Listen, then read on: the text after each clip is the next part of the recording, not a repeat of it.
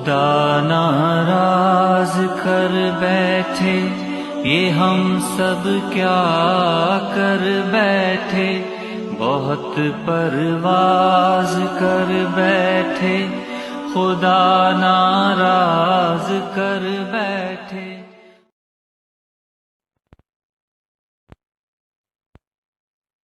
بسم اللہ الرحمن الرحیم وبہ نستعین وصلی اللہ علی النبی وعلی آلہ وصحبہ اجمعین، اما بعد۔ ناظرین کرام، رمضان پلان 2020، آئیے اب ہم مل کر رمضان المبارک 2020 کی تیاری شروع کریں۔ پلان نمبر 1، پہلا پلان جس پر ہمیں توجہ دینی اور جو انشاءاللہ ہمارے رمضان 2020 کو ایک مبارک مہینہ بنا دے گا، حقیقت میں مبارک ہے، ہمارے لیے مبارک بن جائے گا نتیجے کے طور پر، رزلٹ کے طور پر۔ اللہ تبارک تعالیٰ سب کو رمضان 2020 نصیب فرمائے، صحت مند رکھے اور آپ تمام حضرات کو اس سے بھرپور فائدہ اٹھانے کی توفیق دے۔ پلان نمبر 1، سب سے پہلے ہم رمضان سے متعلق بنیادی معلومات حاصل کریں۔ اسلام کی بنیاد علم پر ہے۔ مسلمان وہ ہے جو اپنے دین کو جانتا ہو۔ اسلام میں دین کا جاننا کسی خاص کے ساتھ مخصوص نہیں اور نہ اس پر کسی کی اجارہ داری ہے۔ ہاں، اہل علم، ان کی اہمیت ہے، اہل علم کی فضیلت ہے، اور جو جتنا زیادہ علم والا ہوگا اس کو اتنی ہی اہمیت دی جائے گی، اس سے فائدہ اٹھایا جائے گا۔ لیکن ہر مسلمان، اس کی ذمہ داری ہے علم حاصل کرنا۔ رسول اللہ صلی اللہ علیہ وسلم نے ارشاد فرمایا، طلب العلم فریضۃ علی کل مسلم، ہر مسلمان پر، مرد عورت کوئی بھی ہو، چھوٹا بڑا کوئی بھی ہو، پڑھا لکھا ہو ان پڑھ ہو، علم حاصل کرنا، سیکھنا اور جاننا یہ اس کی ذمہ داری ہے، فریضہ ہے۔ طلب العلم فریضۃ، فریضہ، ذمہ داری، اس کی ڈیوٹی۔ تو رمضان پلان 2020 کا پہلا پلان، ہمارا پہلا منصوبہ یہ بننا چاہیے کہ ہم رمضان المبارک سے متعلق علم حاصل کریں گے۔ علم حاصل کرنے کا انداز کیا ہوگا، کیسے حاصل کریں گے؟ کیا اس کے لیے ہم کسی مدرسے میں داخلہ لیں گے، کسی انسٹیٹیوٹ میں جائیں گے، کسی کے پاس 2 سال بیٹھیں گے؟ نہیں، ایسا نہیں۔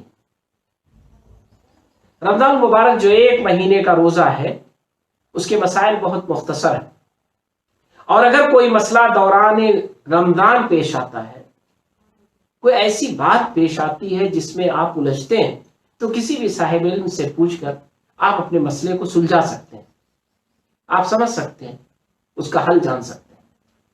لیکن بنیادی طور پر یہ جاننا کہ رمضان مبارک آ گیا ہے تو ہمیں کیا کرنا ہے، کیا چیزیں ہیں اس کی بنیادی طور پر، کیا مسائل ہیں، کیا ہماری ذمہ داری ہے، کن چیزوں کو کرنا ہے اور کن چیزوں سے بچنا ہے، یہ فریم ورک ہمارا تیار ہونا چاہیے، اور وہ ابھی سے۔ اسی لیے ہم نے اس کو پلان نمبر 1 کا نام دیا، پہلا منصوبہ۔ ہماری منصوبہ بندی کا نمبر 1 منصوبہ وہ ہے رمضان اور روزوں کے بارے میں علم۔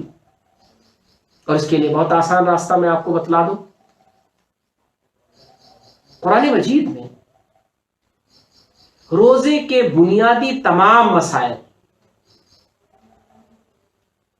روزے سے متعلق اس کے مقاصد، روزے کی فرضیت، روزے میں کیا چیزیں عذر ہیں، اور عذر کے نتیجے میں اللہ تبارک تعالیٰ نے کیا حکم دیا ہے، کون سے لوگ ہیں جن پر فرض ہے اور کون سے لوگ ہیں جن کے لیے اللہ نے گنجائش دی ہے، یہ تمام کی تمام چیزیں چند آیتوں میں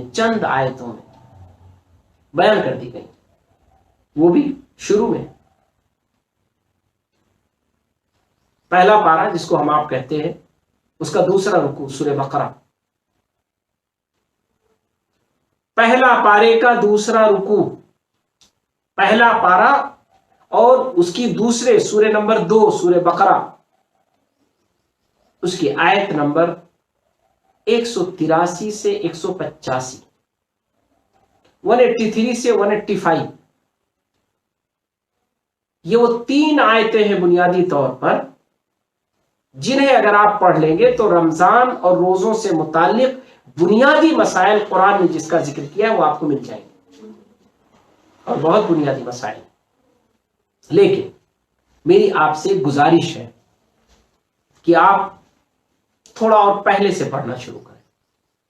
سورہ بقرہ سورہ نمبر 2 قرآن مجید کی آیت نمبر 179 سے 189 تک، یعنی 179 سے لے کر 189 تک پڑھنا۔ یہ 10 آیت ہے، زیادہ نہیں، صرف 10 آیت۔ تو آپ کو قرآن مجید میں روزے کے جو مقاصد ہے، تقوی، جس کو آپ اکثر سنتے ہوں گے کہ اللہ سبحانہ و تعالیٰ نے بیان فرمایا کہ یہ روزہ اس لیے فرض ہے تاکہ تم متقی بن جاؤ، اور یاد رکھیے تقوی کوئی چھوٹی چیز نہیں ہے۔ یقیناً اگر تقوی حاصل ہو جائے تو ہم کامیاب ہیں۔ تقوی مطلوب ہے ایک مومن کی زندگی میں، اور تقوی معراج ہے ایک مومن کا۔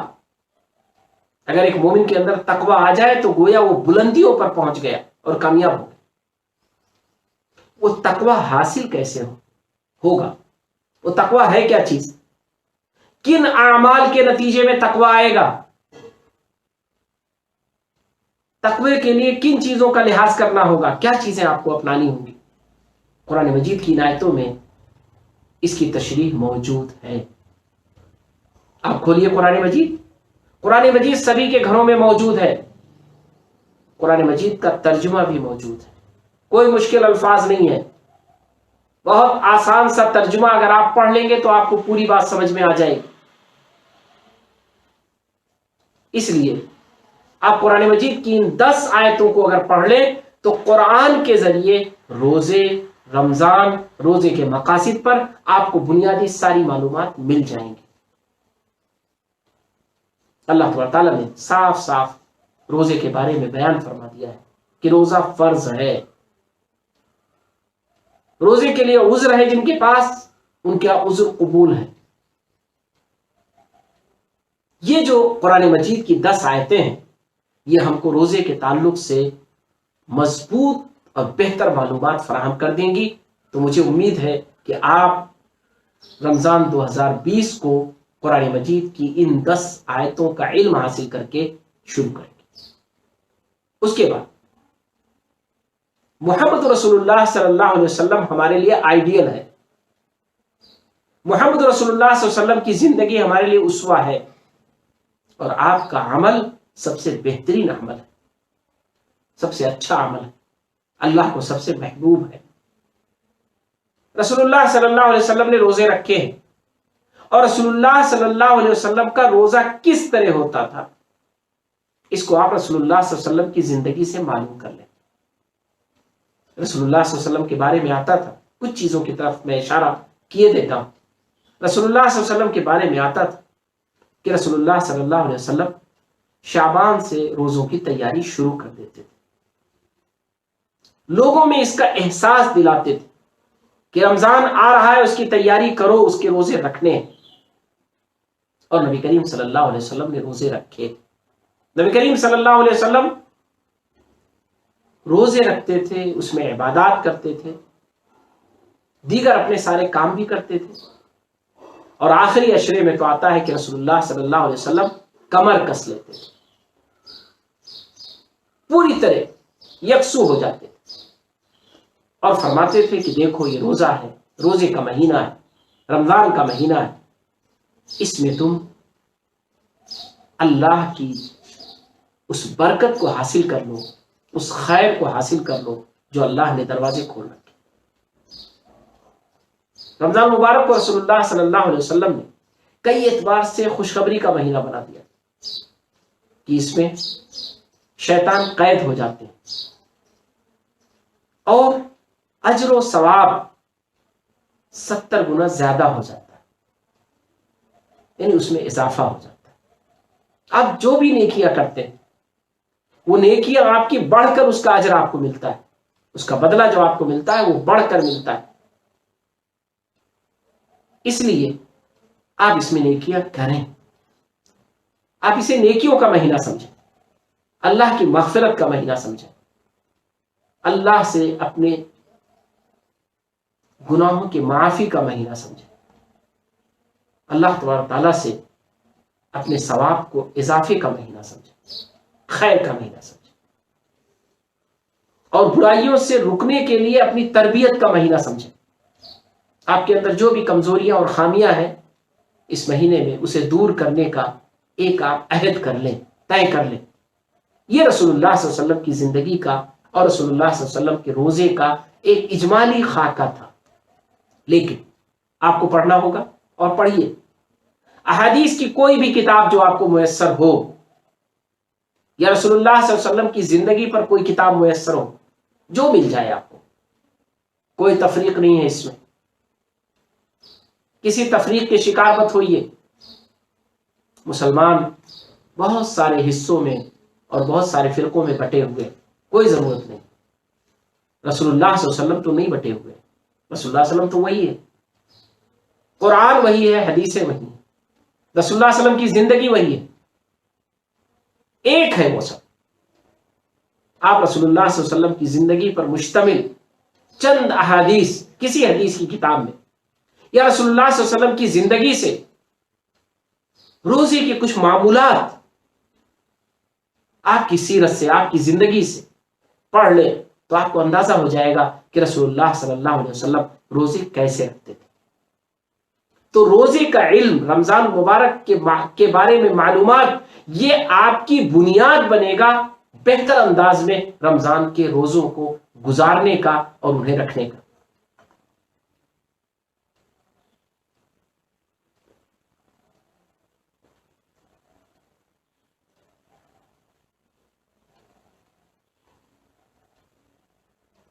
آپ جب رمضان کے تعلق سے علم حاصل کرنے کے لیے آگے بڑھیں گے تو آپ کو بہت سارے لوگ معاون بنیں گے۔ آپ کوئی تفسیر اٹھا کے پڑھ سکتے ہیں، آپ پڑھنا نہیں جانتے آپ سن سکتے ہیں، بہت ساری چیزوں کو سنیے۔ اور میں بہت صاف کہہ دوں اس معاملے میں، آپ کسی فرقے کے شکار مت ہوئیے۔ آپ کو جو اچھا بتلانے والا ملے اس سے سنیے، جس نے اچھی کتاب لکھی ہو اسے پڑھیے، جس نے قرآن کا اچھا ترجمہ کیا ہو اسے پڑھیے اور اس سے سمجھیے اور جانیے، اپنے علم میں اضافہ کریں۔ علم یہ آپ کا زیور ہے اور علم آپ کے لیے ضروری ہے۔ اسلام ہی ایک ایسا مذہب ہے جو علم پر قائم ہے، جس میں توہمات نہیں ہیں، جس میں خیالی چیزیں نہیں ہیں، جو وحی پر مبنی ہے۔ اللہ سبحانہ و تعالیٰ نے بھی اپنا نبی بھیجا، لیکن نبی کے اوپر مستقل چھوڑ نہیں دیا، بلکہ اپنی وحی نازل فرمائی، کتاب نازل فرمائی، علم نازل فرمایا، علم اتارا۔ اس علم کی بنیاد پر اسلام بڑا مضبوط ہے، بہت سائنٹیفک ہے، بہت اکیڈمک ہے، اور اسے سمجھنا اور جاننا بڑا آسان ہے۔ اب ایسی صورت میں آپ اور ہم اگر مسلمان ہیں اور اسلام کے بارے میں ہی نہیں جانتے ہیں تو یہ ہماری محرومی ہے، یہ اسلام کی کمی نہیں ہے۔ لیکن اس کا دوسرا نقصان کیا ہے کہ دنیا یہ سمجھتی ہے کہ مسلمان اسلام کی بنیاد پر ناواقف ہے، چونکہ مسلمان ہے اس لیے یہ جاہل ہے۔ یہ جو داغ ہے، اس داغ کی وجہ ہم ہیں۔ آئیے شروع کر دیں اس مہینے سے، رمضان مبارک کے مہینے سے۔ اور کتنی اچھی مناسبت رکھی اللہ تبارک تعالیٰ نے کہ رمضان میں ہی قرآن کو اتارا ہے. یعنی گویا علم کا جو سرچشمہ ہے، علم کا جو خزانہ ہے قرآن مجید، اس کو اللہ نے اسی ماہ مبارک میں اتارا ہے. تو کم از کم اس ماہ مبارک میں ہم اپنے آپ کو علم سے جوڑ لیں، علم سے قریب کر لیں. بڑے آسانی کے ساتھ چند دنوں کی محنت سے انشاءاللہ ہم اور آپ رمضان اور روزوں سے متعلق بہت ساری معلومات اکٹھا کر لیں گے. آپ سوچیں، جو بھی آپ کی عمر ہے آپ غور کریں کہ آپ کو کتنے رمضان کے مہینے ملے ہیں اب تک اور کتنے آئندہ ملیں گے. ہر سال آتا ہے یہ مہینہ.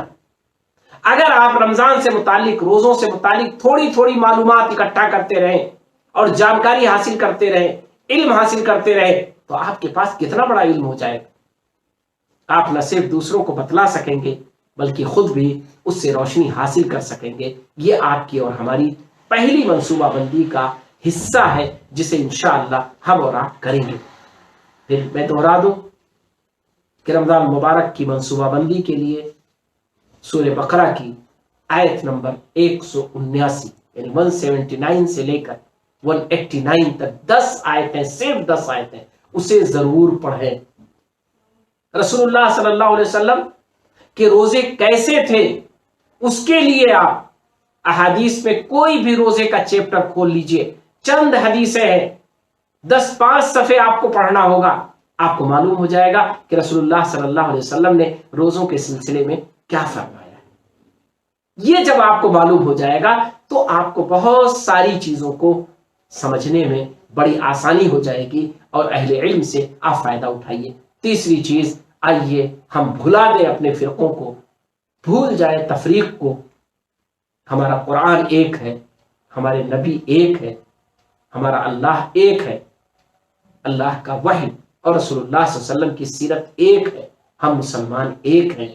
ہم علم کے سلسلے میں خانوں میں نہ بٹیں، دیواریں نہ کھڑی کریں. سنیں لوگوں کو، سمجھیں لوگوں سے، علم حاصل کریں، جانیں، اور جو بہتر رہنمائی کرے اس سے رہنمائی لے کر کے اپنی زندگی میں ہم مستفید ہوں اور فائدہ اٹھائیں. انشاءاللہ اگر ہم ایسا کریں گے تو ہمارا رمضان کا پلان نمبر 1 کامیاب ہوگا اور علم کی بنیاد پر ہم روزے اور روزوں کے تمام معمولات، رمضان کے تمام معمولات کو انجام دیں گے. اور جب علم کی بنیاد پر انجام دیں گے تو وہ صحیح ہوگا، اور جب صحیح ہوگا تو اللہ کے یہاں وہ باوزن ہوگا، اس کی قیمت ہوگی، اس کی اہمیت ہوگی، اور ہمارے آخرت میں وہ ہمارے بڑا کام آئے گا. انشاءاللہ ہم اس کی پوری کوشش کریں گے اور علم کے ذریعے ہم اپنے رمضان کی منصوبہ بندی کرتے ہوئے آگے بڑھیں گے. انشاءاللہ رمضان 2020 کے پلان میں آپ کے سامنے روزوں سے متعلق معلومات اور علم کو میں بھی منتقل کرنے کی کوشش کروں گا. ہمیں امید ہے کہ انشاءاللہ یہ ہمارے لیے اور آپ کے لیے سب کے لیے بہتر ہوگا. ما أصاب من مصيبة إلا بإذن الله ومن يؤمن بالله يهد قلبه والله بكل شيء عليم. وأطيعوا الله وأطيعوا الرسول فإن